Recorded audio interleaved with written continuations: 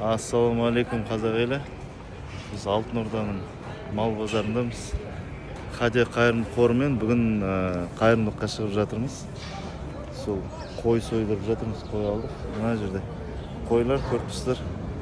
Бір отбасыға бір қой. Сосын ары қарай Алтын Орданың ішінде иншалла азық түлік аламыз. 2-3 айға жететіндей, Аллах қаласа. Бас сирағын үйтіп жатыр ана жақта. Шек қарын тазалап жатыр. Уже дайын болып қалды. Алейкум ассалам. Жақсы ма? Шүкір тәуба.